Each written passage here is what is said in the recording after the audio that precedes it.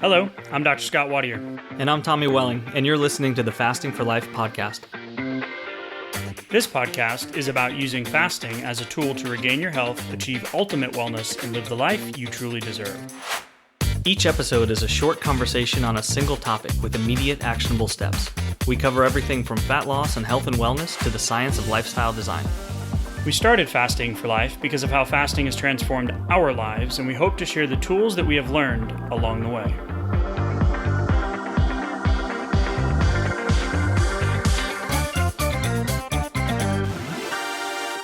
Hey everyone, welcome to the Fasting for Life podcast. My name is Dr. Scott Watier, and I'm here, as always, with my good friend and colleague, Tommy Welling. Good afternoon to you, sir. Hey, Scott, how are you? Doing fantastic, my friend. Excited for today's conversation. We are going to be able to dip into the pool of why fasting is so incredibly powerful, irrespective of if you're trying to lose weight. And it's going to be around a study that came out in the Atherosclerosis Thrombosis Vascular Biology Journal in April of 2026. Sleep-aligned extended overnight fasting improves nighttime and daytime cardiometabolic function.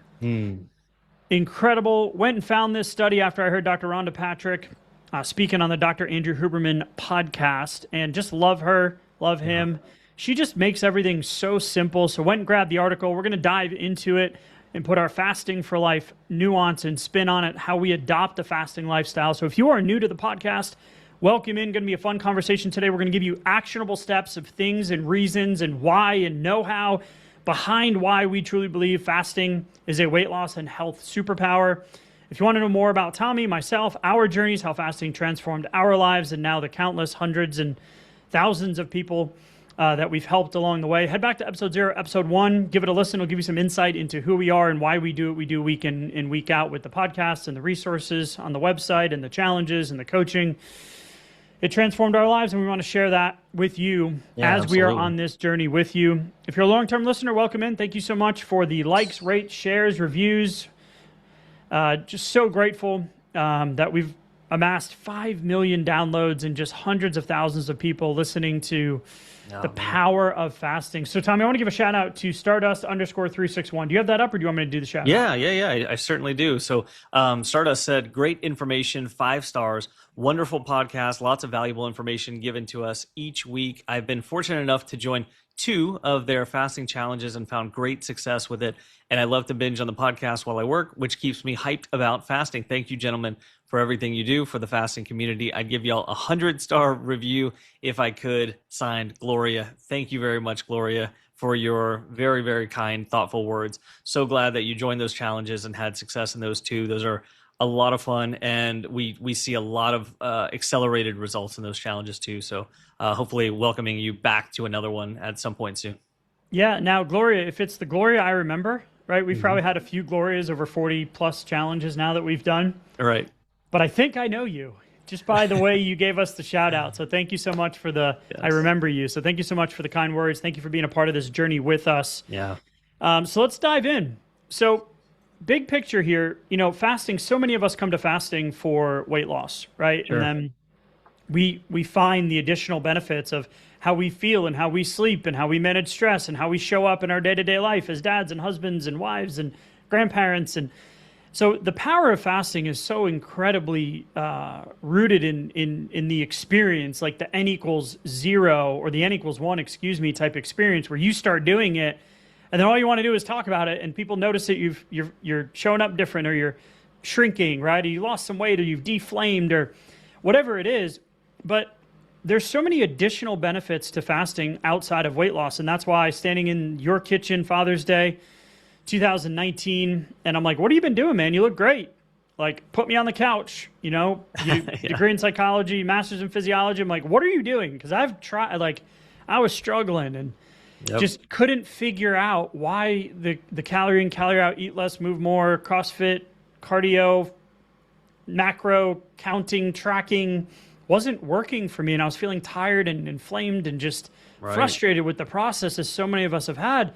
And then we read Dr. Fung's obesity code book, and it was like, wow, okay, so there's something more here than just weight loss, right? There's the physiology component. And what we love to do is nerd out on the physiology, but then give you actionable things that you can do.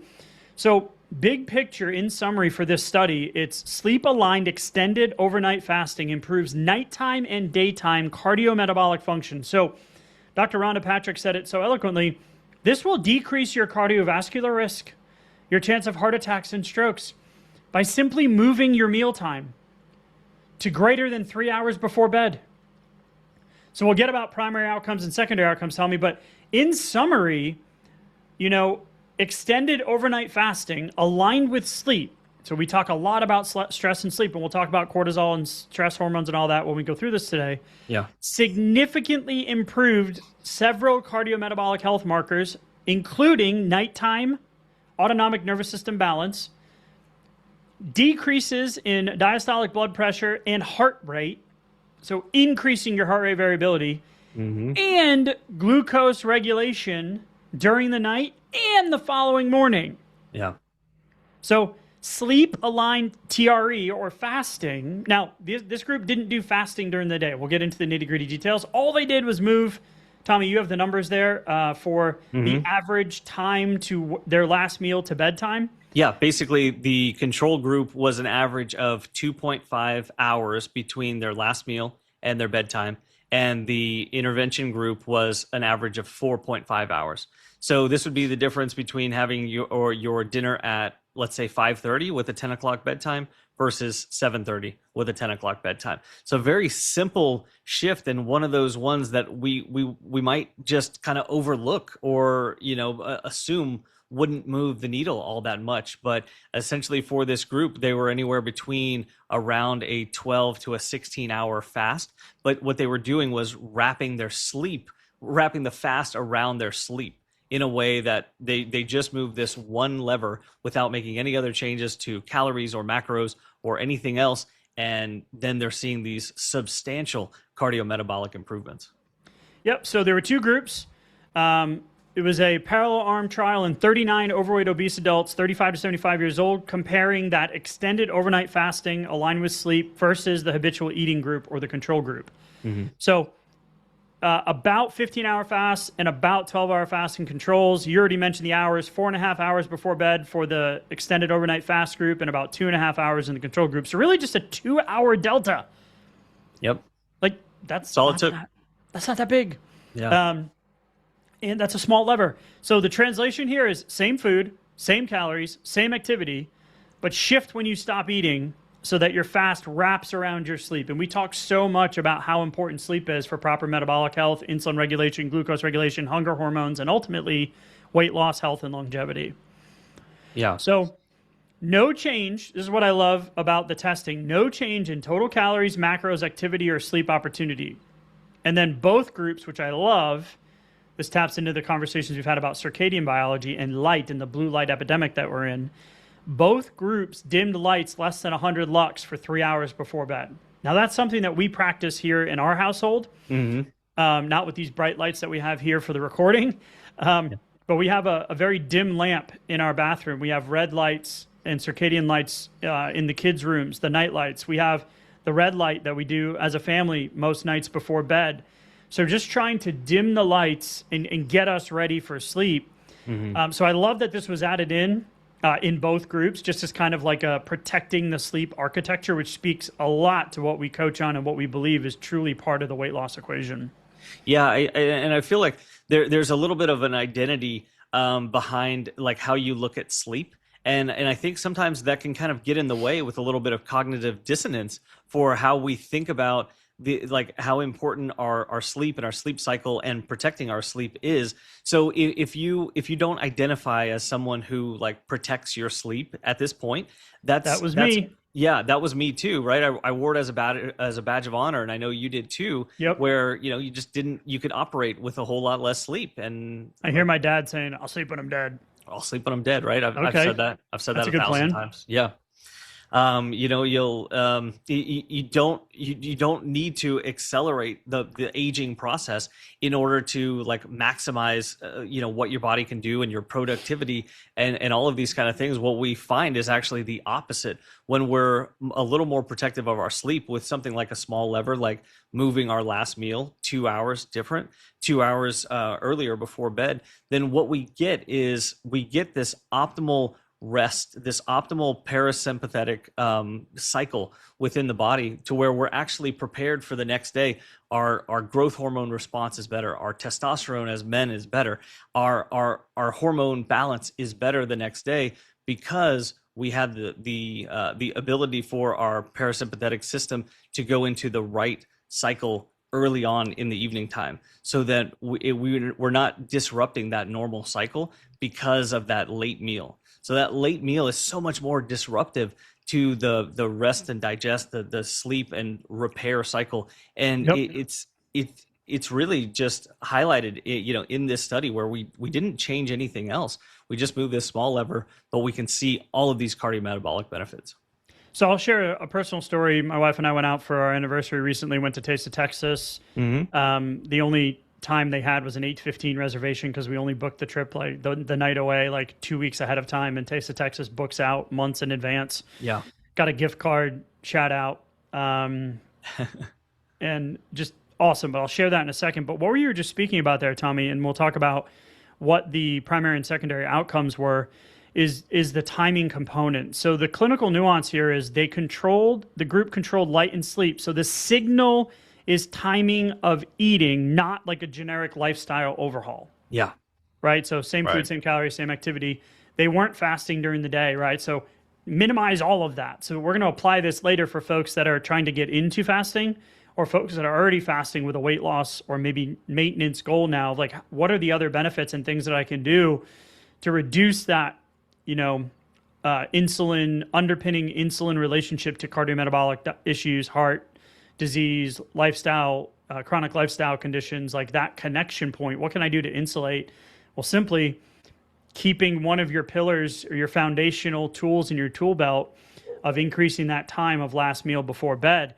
But the primary and secondary outcomes, Tommy, we have something I've never seen in a research article before, was we have dippers and non-dippers. Yeah. So they were looking at diastolic blood pressure and the nighttime dip, right? Yep. So that's one of the primary outcomes, was nighttime dipping. Did we see that decrease? And then the Matsuda index, the insulin sensitivity from a 3-hour OGTT, which is an oral glucose tolerance test. So you drink the stuff, they monitor your blood, and your post-ingestion kind of area under the curve of what your blood sugar is doing, how high it goes, how long it stays elevated, how long it takes to get back down to baseline. So those were the two, and that's really looking at insulin sensitivity, which is the action of insulin, or the amount of insulin that's produced by our body to handle the intake of food, which I think gets lost a lot. We talk a lot about insulin resistance, so we'll get to that. Those are the two primary outcomes. The secondary outcome was nighttime heart rate. And I'll connect the dots with a real life example here in my story in just a sec. So your heart rate, and then HRV, we're a Whoop family. Yep. So heart rate variability, nighttime cortisol, now you're crazy. I don't know how you put both of those on the same wrist. But anyway, he has, for you guys just listening, he has his watch and his Whoop on the same side. I would have to cut off my arm. I wouldn't be able to do that. Anyway, nighttime cortisol, because we talked about stress and that cortisol response and that awakening response and what it does with blood sugar. And then we've got fasting glucose and insulin, and then the OGTT, glucose and insulin sleep architecture. So primary outcomes, are you a dipper or non-dipper when it comes to blood pressure? Yeah. And then what is your insulin sensitivity with the 3-hour OGTT test? So this is where I want to connect a couple of those dots and how it shows up in real life. Went to dinner. I knew that it was going to be, I'm glad we had a hotel room and we could sleep in the next day. Because I knew that I was giving up some control of protecting my sleep. Of course. Right? If you would have told me 2 decades ago that I'd be a guy who wants to be in bed early, stay in and get up early and go to bed and wake up at the same time every day, you would have put me in a box and I would have freaked out. All right. Like cornering a raccoon. Like I would have just lost my stuff. So it's interesting though. So we went to dinner. Ate great, went to the salad bar, only had one of their, famous rolls, like had a great steak, made some great food choices, felt great about it, protein paste. Nice. No alcohol. I did not have dessert. I'm not a big dessert person. My wife did. Actually ate it on the way home back to the hotel. And that night, like I could, sitting at dinner, I said to my wife, I'm like, I can feel my heart rate, like my heartbeat. And my heart Really? rate was still relatively low, but I could just feel it. It was like thum, thum, thum, like right, like that thud. Yeah. So we go home, crank the air down, sleep, get a good 8 hours of sleep, which I'm typically about a 6:45 to 7:30. I'm working on increasing that with my sleep efficiency. Mm-hmm. But I woke up a couple of times, kind of felt restless, woke up, was like, oh, 8 hours, man, let me check my Whoop. My heart rate stayed up, and it took the entire night for it to drop. Now compare that to a Yeah. night where I don't eat before bed, right? Mm-hmm. My heart rate drops and stays down that whole night, and my Right. heart Right. rate variability goes up. Mm-hmm. So I knew that, but I could literally feel it in real time. Thinking back to my, date nights with drinks and food, I would go to bed hot. Yep. I would feel my heart rate. I would wake up multiple times. So this dipper, non-dipper, that's a real life example of what the dipping or the dipperness feels like Yeah.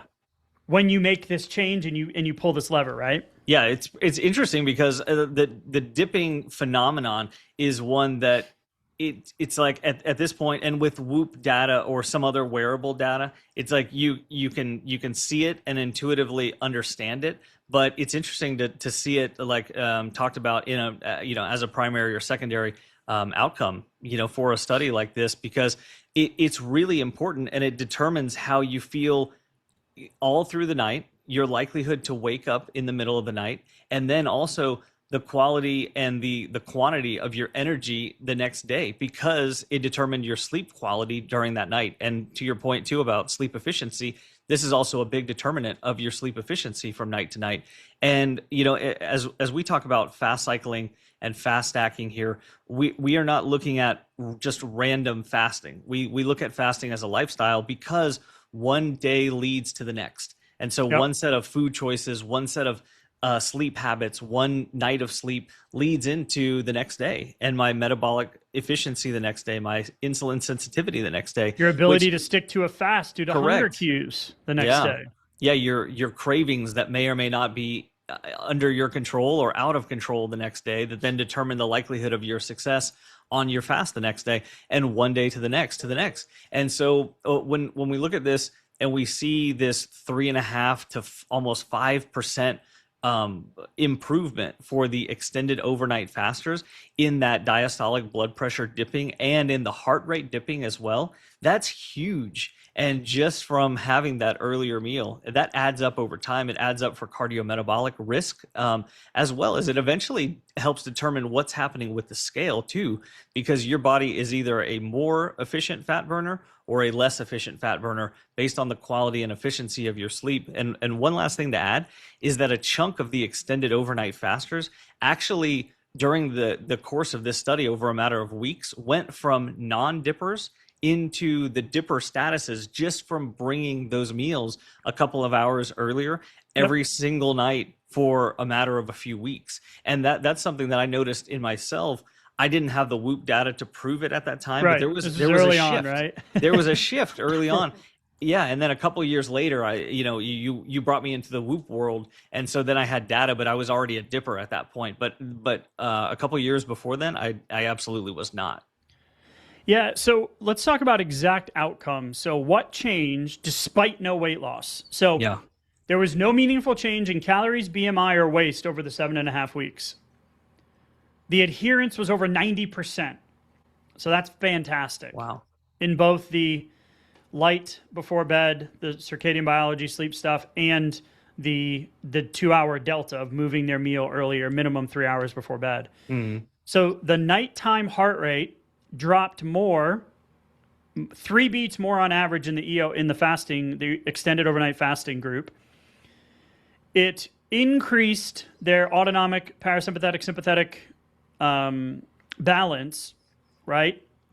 So it decreased the sympathetic and increased the parasympathetic. So it gave the body that chance to rest. So it had better tone, which relates to cortisol in the morning. We'll talk about that in a second. Diastolic blood pressure decreased in the extended overnight fast group, but not in the controls, to what you were just speaking about. So about 5 percentage points better. And half of the group went from non-dippers to dippers, which is what you were just talking about. Yeah. Which is a great lever. Now I wonder, we didn't talk about this while we were prepping for the episode, but I was just thinking about that whole time change when we fall back and spring ahead. Yeah. And when we spring ahead, there is data and research and articles, and I see it all over, it hits the news cycle for a couple of days when we spring ahead, and there is a direct increase in cardiovascular heart attacks and strokes when we have this outdated, antiquated, in my opinion, spring forward time change phenomenon that happens. So I wonder if this is speaking to part of that mechanism, in my opinion, that increased cardiovascular risk, or how we can prevent that, or how we can pull levers to decrease the stress on our cardiovascular system. Sure. Yeah. Yeah. A sudden change in timing means that you could potentially see a difference there in the outcomes.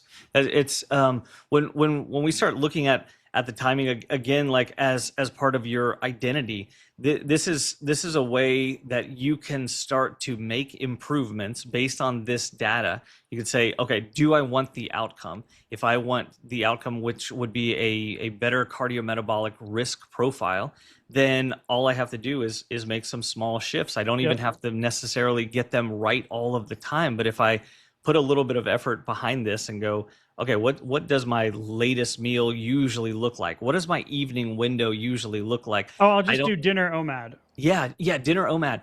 And I think this is one of the reasons why when we started the podcast, we were very adamant that dinner OMAD was a really, really good tool, and it still is. However, there's a reason why it's not just the perfect tool, and it definitely shouldn't be your only tool. Yeah, and the reason why is because it can get late, especially as you get more and more into fasting, and maybe some slippage comes in, or whatever the case may be. It could potentially get later, and that's obviously worse for our cardiometabolic health and also our insulin sensitivity. But then also we can be finding ways to put more and more food into that opportunity, or it could be a slippery slope. Like if it's your only meal of the day and it's your biggest meal later in the evening, right? Right. And then it could be very easy to justify, hey, a bigger meal than you might want, or you might feel comfortable with, or that might help protect your sleep. And so, whereas if you had a lunch OMAD or a breakfast OMAD, you would have all that time to go through and digest that food, and your cardiometabolic profile would be much better, because of that. So if dinner OMAD is a big tool for you, then this is really, really speaking to you. Like you and I, Scott, we used a lot of dinner OMADs, and still do, but at the same time with a different perspective than we had 5 years ago on them, because it really is it's so very important to protect that sleep, even if it means just small concessions, because it could be a little annoying, like lifestyle wise. You might want to have a later meal, but at the same time, every earlier meal that you have is going to be beneficial. So you don't have to get it right every single day necessarily, but the more times you get it right, the more benefit you're going to get from it.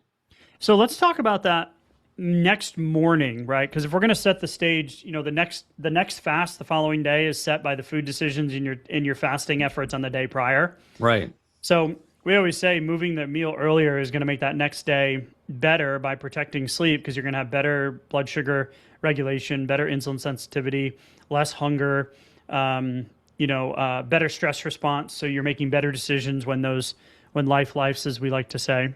Yeah. Right? Speaking of the stress response, did you mention the stress response in the study yet? No, not yet. You did. Not yet.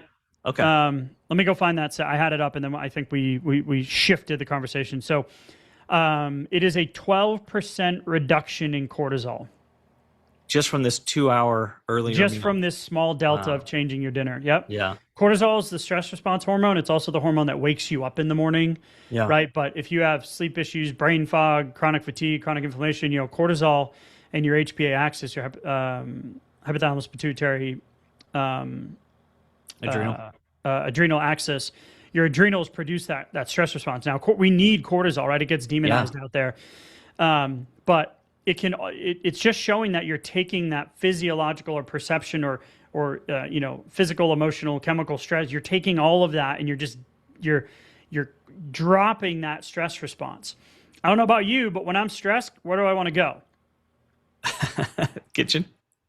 I want to go to the pantry. Right. I want to get me some ice cream. Right. Right. I want to the relationship with food component, that stress response, that emotional response to that food comes into play. So yeah, 12% decrease just by this small change. And when cortisol is higher, our sleep suffers. We're not in as restful, wired and tired. The sleep cycles cannot progress the same way. That's when sleep efficiency goes down. So if we can get cortisol levels lower as we're getting into our nighttime, our restful sleep stages, then we have the ability for that delta to really be even greater whenever we have our natural cortisol rhythm that kicks in the morning to help get us up and out of bed, rather than it already being elevated from the night before. And that's hugely beneficial. Yeah. So let's talk about that next morning, right? Okay. So we already talked about the dippers to non-dippers to dippers, the protection around the sleep. So in the metabolic component here is really where we're talking about, putting two things in the primary position: the timing, right, and the cardiometabolic outcomes. So we didn't see the scale move. And then interestingly enough, fasting glucose, fasting insulin, HOMA-IR, and Matsuda index, so all of the insulin, gold standard insulin tests, and blood sugar tests, did not significantly differ between the two groups. But, and there's a big but, during the 3-hour Matsuda insulin sensitivity test, that 3-hour oral glucose tolerance test, average post-load glucose, so postprandial, post-meal, fell in the extended overnight fast group and rose in the control group. Wow. So at the 60-minute mark, glucose was significantly lower in the earlier dinner group. And the 30-minute insulin was lower in that same group. And the 30-minute insulogenic index, so the beta cell response, the cells that make the insulin in your pancreas, was improved versus the controls. This is it right here, the key. More efficient early phase insulin response without oversecretion of insulin. If you're metabolically not flexible and your body doesn't know what to do with this glucose floating around in your bloodstream and it's not allowing you to shuttle it into the cells or tap into those long-term fat stores, we want to control that insulin response. Right. Because when insulin's high, you can't burn fat. You can't get the scale moving. You can't lose the stubborn belly weight, right? Even with the same calories. Yes. Something else happens with the calories. So you didn't lose weight in this group, but the night mode, air quotes, got healthier, calmer heart, better blood pressure rhythm, decreased cardiovascular risk, and a sharper, more efficient insulin response to carbs in the morning, all while their sleep stayed consistent. Beautiful. When you look at CGM data, so this study is really interesting, because what it's doing really is, for everybody out there listening who doesn't wear a wearable, like a device that's actually looking at your sleep and sleep cycle and sleep you don't efficiency. need it, right? Right. You don't necessarily have to have it, but it's really interesting, and it can definitely confirm some positive changes that you do. It can reinforce some of those things, but not everybody has one of those. And the same thing with a CGM, a continuous glucose monitor. It can be really helpful. It can show you, it can highlight some of the blind spots in some of your lifestyle choices. It can also help, kind of shift some of the things that you do, or some of the ways that you think about some of the decisions you make. Yeah. Yeah, exactly. And your individual response to them. But this study really just highlights what you would eventually probably learn for yourself by wearing a wearable or a CGM. But we can see it right here in this data, and this is why I really like this study, because I wish this study existed years ago, because this is one of those things where it's easy, especially if you are careful with your macros and are careful with your calories, or you're protein always prioritizing pacing, hydrating, minerals, all that stuff. Your fasting time is good. It can still feel like, the meal timing shouldn't matter all that much. What's the difference between an earlier dinner and a later dinner, that kind of thing. Because it just doesn't feel like that big of a movement. And oftentimes sometimes it's our ego that makes us feel like we have to change a whole lot in order to assume that we're going to get a big outcome, a big benefit from it. And this study really highlights that's really not the case with respect to dinner timing. Yeah. So just the kind of shift here is like, the sleep aligned extended overnight fasting versus just like generic TRE or intermittent fasting, right? So we're really upgrading that night mode to make the next day easier and more efficient and more able for you to stay consistent with your fasting efforts. So it's more about metabolic timing than it is like caloric intake timing, I guess, if that makes sense. So couple of limitations, right? This was about 7.5 week study. I would expect to see some of, if you added some protein-based meals and some fasting for life kind of foundational habits in there, and you had some, a weekly extended fast, or you had some, TRE or IF foundational days combined with this small lever, I would expect those blood sugar markers to move, just because all of the studies we've done have shown that when you do TRE. So it's really the biggest takeaway. So if we're talking about people that are managing blood sugar related issues or cardiovascular risk issues, right? Mm-hmm. Cardiovascular health problems already. This should be a big motivator to get you into the fasting world or to stay consistent with some of those foundational efforts. Mm-hmm. If you are a intermittent faster already and you still have some weight to lose, then we want to add in that fasting effort during the day while doubling down or making sure that we're keeping this earlier dinner time before bed kind of as one of our staples of our foundational day-to-day habits. Yeah, that makes sense. And this group was somewhere in the 14 to 16 hour fasting range. So, just again, a shout out to having your foundational fasting time where, I'm a faster, this is how I fast. And every day I can rely on this fast at least for kind of structure for my day. And what that means for you, a 14-hour fast or a 16-hour fast, and you can always add on to that. But that being as your baseline means that you're getting a hold over your cardiometabolic risk factors, but you're also gaining control over what happens with your energy levels and your motivation and your cravings the next day, and then that's going to reflect on control over what's happening with the scale. And if you have some more weight that you want to lose, some more fat that you want to burn through, then you can always add on from there. Yep. But guess what makes it easier to add on to? It makes it easier when you have had a good night's rest, when you've had a greater HRV, heart rate variability, and lower blood pressure, lower stress over your sleep cycle, and then you wake up feeling more refreshed the next day. Cravings are lower. It's so much easier to, maybe turn tomorrow into a burn day where you're just burning through the whole day, or maybe a full fast day, right? Yeah, full fast day, or maybe it's a late lunch, and then you springboard into a flame day that next day. So I mean, you can really take these things and really just leverage them, just based on a couple of small levers to pull. Yeah, so where we started the conversation today is really like all the findings highlight the potential of this sleep-aligned TRE strategy really as a feasible non-pharmacological intervention for cardiometabolic disease risk reduction, right? So better cardiovascular health. And I love that this study was in middle-aged and older adults, right? The people that as we age, the scale keeps ticking up, right? The obesity epidemic, 75% of the population is overweight or obese. Right. Like, so it's speaking to us as the masses, right? And I love the simple lever. So Tommy, I love the conversation today. I love the action steps today. I think it's going to be really impactful. Love to hear your feedback on the episode. Reach out to us, send us a message. If you're looking for more guidance, head to the show notes, grab one of our resources, grab the Blueprint to Fasting for Fat Loss, join one of the upcoming challenges, send us a message if you got a question. But appreciate you, man. Until next time. Let's protect those 3 hours before bed, extend that overnight fast, and keep taking bold, simple steps to reclaim your cardiometabolic health and maybe get some weight loss benefits too. So love it. Till next time, man. Appreciate you. Thanks for the conversation. We'll talk soon. Thank you. Bye.